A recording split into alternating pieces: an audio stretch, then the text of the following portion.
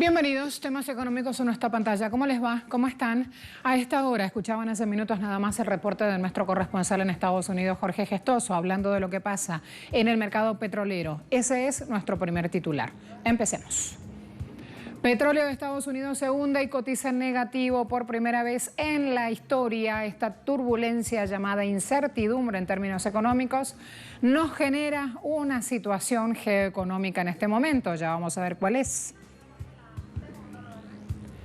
Algo importante, China, la economía marcha hacia la normalidad. Así también vamos a abordar ese punto en este contexto pandémico que vivimos hoy por hoy. El análisis hoy en nuestro expediente económico, disputa por el agua en Chile.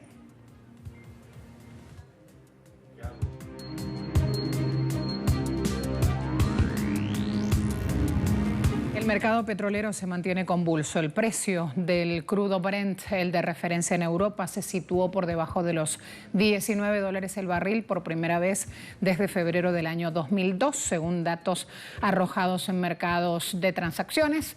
Para las 9:35 GMT, el crudo para entrega en junio se vendía $18,27 el barril, mientras que el WTI se hundía 41,8% hasta llegar a los $11,89. Por su parte, los futuros del crudo WTI para entrega en mayo subían a menos $2,51 en la bolsa de Nueva York. Recordemos, jornada del 20 de abril llegaron a cotizar a menos $40,32, entrando por primera vez en su historia en terreno negativo.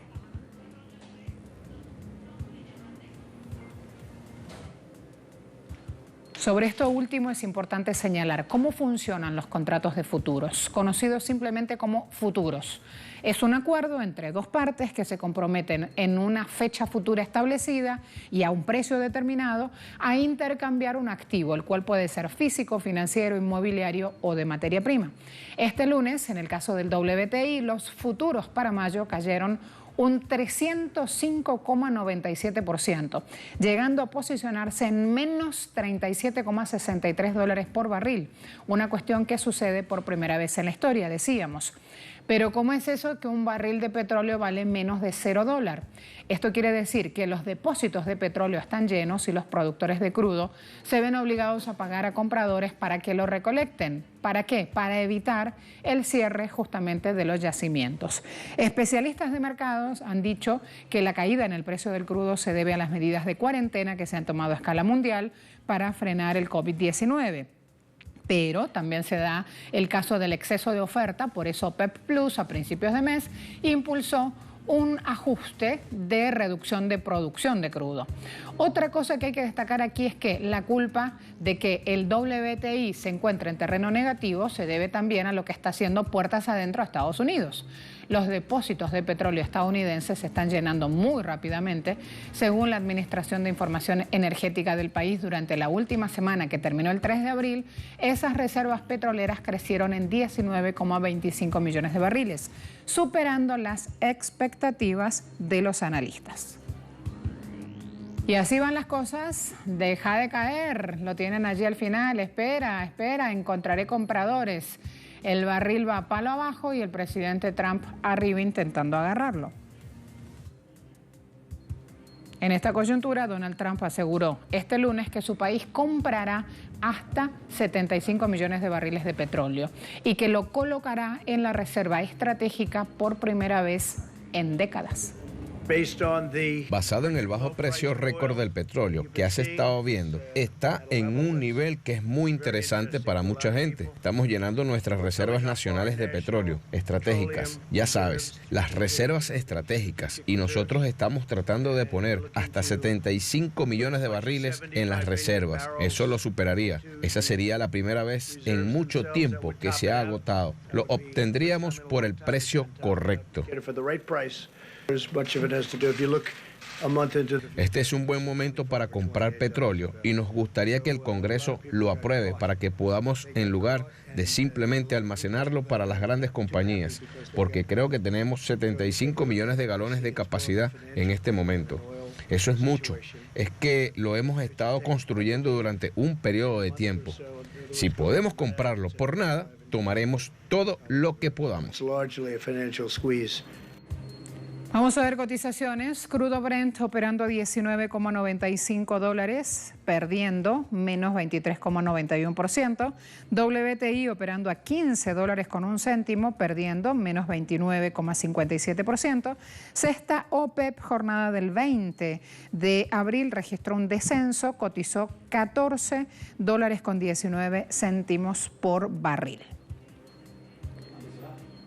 Ahora, para finalizar este capítulo energético, no puede quedar por fuera el petróleo de esquisto, el fracking. Analistas señalan que lo que está ocurriendo hoy con el petróleo estadounidense demuestra una vez más el fracaso de la producción de fracking, de esquisto. Es un negocio al que Estados Unidos le ha apostado siempre para torpedear a los otros productores natos de crudo, pero que, como ven, no le ha resultado rentable. Expertos económicos predicen que incluso los altos precios para el petróleo estadounidense nunca volverán.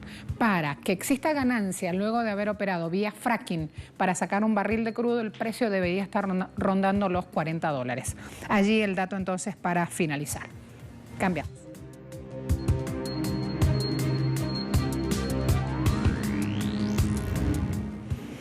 Mientras Estados Unidos transita hoy día en terreno negativo, la economía de China regresa gradualmente a su funcionamiento normal desde marzo en medio de la reducción de estas acciones de prevención y control de pandemia impuestas por el COVID-19.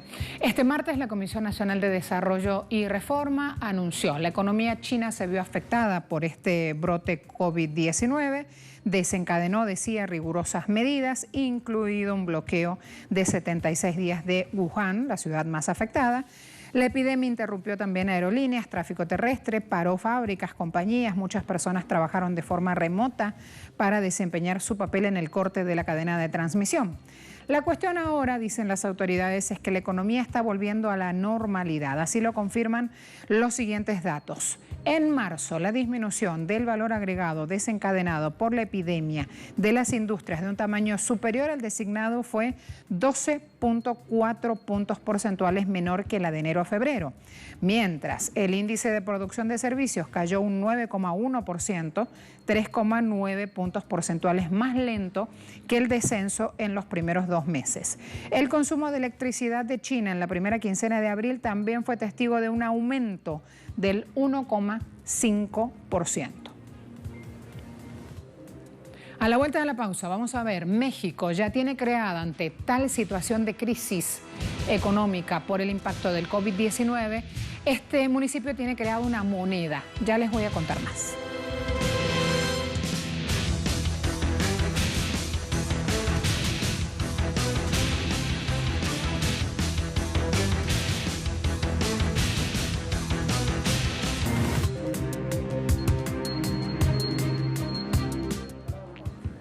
Trabajadores migrantes en Australia y en Nueva Zelanda se sienten excluidos porque no fueron tomados en cuenta de las medidas de apoyo financiero que dio el gobierno justamente para esta época de pandemia. Dicen, nos dedicamos a la producción en el país, somos pieza fundamental para la economía porque justamente aportan mano de obra barata y ahora que se desata esta crisis no son tratados como iguales.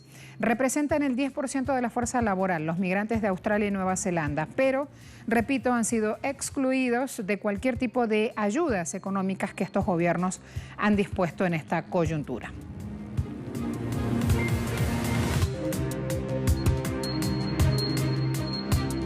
En la ciudad mexicana de Santa María, Jajalpa, una comunidad de unos 6.000 residentes que viven a 80 kilómetros de Ciudad de México, se creó una moneda propia ante lo que llaman una inminente crisis económica derivada de esta pandemia. Esta nueva moneda, llamada Jajalpesos, vale como símbolo de la comunidad que están justamente recibiendo sello de las autoridades. Se pueden comprar insumos de la canasta básica, cebollas, chile, jitomate, lechuga, pollo, tortillas. Una acción destinada a ayudar a las personas que no tienen ingresos y que constituyen, claro, el grueso de la preocupación gubernamental. Nueva moneda de cambio que ha sido repartida entre las familias más necesitadas, entre la población vulnerable, como le llaman los expertos económicos, que tienen que estar en aislamiento para evitar contagios, que no tienen dinero para salir a hacer su compra básica. 20.000 jajalpesos se han repartido entre 200 familias. El plan de las autoridades locales es que esta modalidad de intercambio incentive, mueva un poquito más el comercio local. Se diseñaron los jajalpesos. Surgió aquí entre los tres la idea de, bueno, ¿por qué no hacemos un vale con símbolos propios de la comunidad? Hablamos con los tianguistas, los que están acá afuera, con una pollería, con una tortillería que está acá, le propusimos la idea y nos dijeron, perfecto, sirve que nos ayuda porque ya no estamos vendiendo. Entonces es un ganar-ganar. Es que está bien, ahorita que pues no tenemos dinero, pues ya con esto ya es un alivio que ellos nos apoyan. Mi esposo es campesino y pues ahorita no hay mucho trabajo porque pues todo esto ahorita lo que ha pasado pues no hay mucho trabajo. Ahí la clave. Tenedores de bonos extranjeros rechazaron el plan del gobierno de Argentina para reestructurar 66.238 millones de dólares de su deuda externa con una quita del 62% de intereses y el comienzo de pagos de capital en 3 años. Este grupo de titulares de bonos con sede en Nueva York, tienen títulos por más de 4.000 millones de dólares, criticó ayer en un comunicado el plan ofrecido por autoridades argentinas. Los bonistas aseguran que habían iniciado conversaciones de buena fe con el país, que sus opiniones no fueron tenidas en cuenta. Sentenciaron, en lugar de seguir un curso de compromiso constructivo, la Argentina ha optado por hacer una oferta unilateral. Allí la declaratoria, en imágenes Martín Guzmán y el momento en el cual se daba esa presentación de oferta. Vamos a ver, el plan consiste en la renegociación de 21 títulos emitidos bajo legislación extranjera por un monto de 66.238 millones de dólares. Contempla una quita del 5,4% del capital, serían 3.600 millones de dólares, y una quita del 62% de los intereses, que llevarían 37.900 millones de dólares si lo llevamos a dinero físico. Nuevo periodo de gracia. 3 años, o sea que Argentina, el Estado argentino no comenzaría a pagar hasta el 2023. Ese año se pagaría un cupón promedio de 0,5% y esas tasas irían creciendo hasta niveles que son sostenibles. El interés promedio que pagaría Argentina es de 2,33%.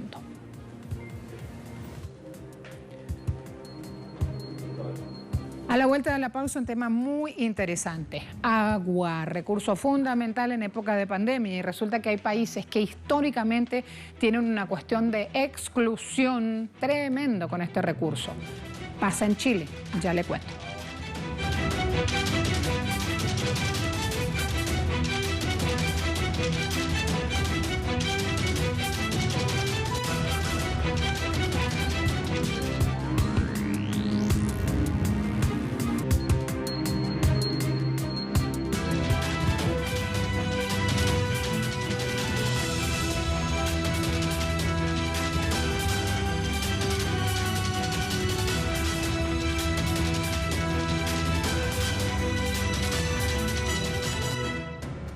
El agua, un recurso indispensable para la vida y la producción, no es vista en Chile como un bien común, sino como objeto de compraventa, regulado en el mercado. En un país gobernado por Sebastián Piñera, el agua es un negocio que deja a la nación sedienta. El agua es vida, pero pareciera que en Chile es solo un negocio para la élite y los grupos poderosos que tienen en sus manos escrituras que los hacen dueños de un recurso tan invaluable como lo es el vital líquido.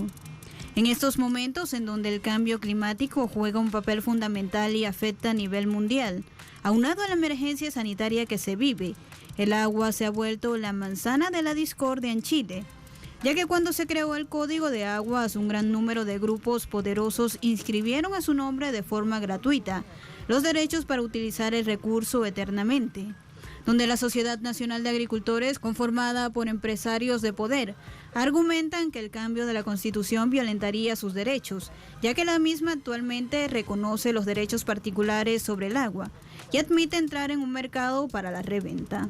Algo así como una subasta del agua, cosa que resulta indignante para muchos, considerando el hecho que estos derechos de propiedad fueron adquiridos de forma gratuita, es decir, mientras el empresario, ganadero, político influyente consiguió los derechos de aprovechamiento del agua de forma gratis, se las vende al pueblo aprovechándose de su necesidad y haciendo negocios con ella.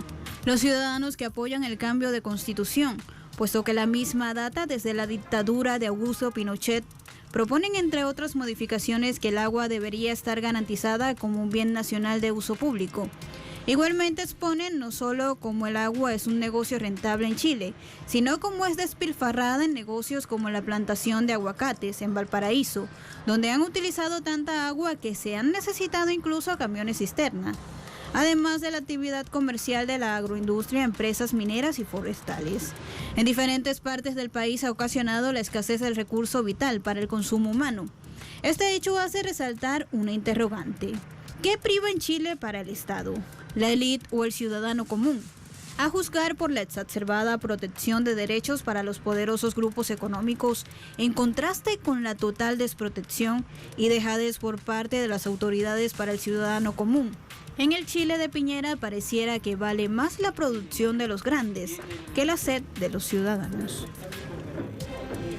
En Chile, el gobierno y la élite argumentan que el agua en esta nación no es privada, porque según el Código de Aguas, la misma puede ser utilizada por cualquier ciudadano para actividades domésticas y recreacionales. Pero si quiere utilizarla con un fin productivo como sembrar cebollas, debe obtener un título de propiedad. He aquí la pequeña letra del documento legal que hace el agua privada, aunque le digan al ciudadano que no lo es. Ya que, como bien se expresa este código, el ciudadano no es libre de utilizar el agua para cualquier actividad, sino que está regida bajo ciertas condiciones. El título de propiedad del agua que obtuvieron los grandes empresarios en la época de Augusto Pinochet es a perpetuidad, y lo consiguieron de forma totalmente gratuita. Pero la cuestión no termina allí, puesto que los títulos de propiedad del agua pueden ser heredados. El agua en Chile, señalan analistas, no es vista como un bien común, sino como una propiedad privada, un privilegio que solo unos pocos pueden pagar. En medio de la peor sequía que ha vivido Chile y una pandemia de escala mundial, el agua se ha vuelto un recurso por el cual toda la nación desea luchar. Los sectores que se han visto más golpeados en medio de todo este entorno han sido los pequeños y medianos agricultores, que necesitan agua para poder cultivar y cosechar su trabajo de toda una vida. Y no solo se ven afectadas sus finanzas, sino la población en cuanto a la distribución de alimentos se refiere, ya que sin agua no pueden trabajar la tierra, sin trabajar la tierra no pueden llevar los alimentos hasta la mesa.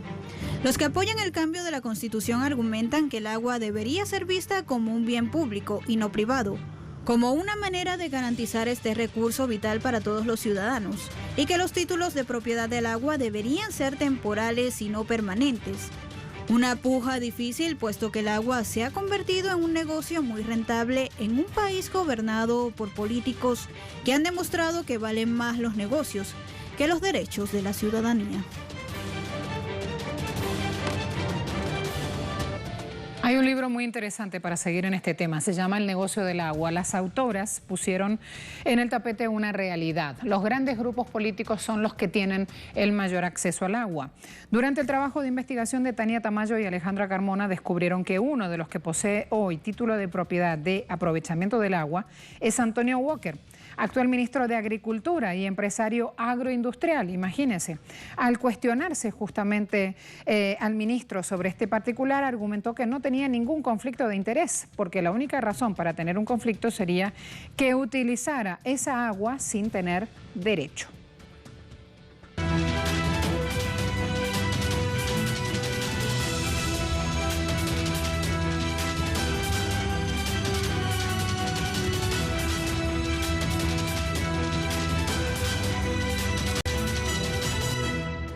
A todos muchas gracias. Hasta la próxima.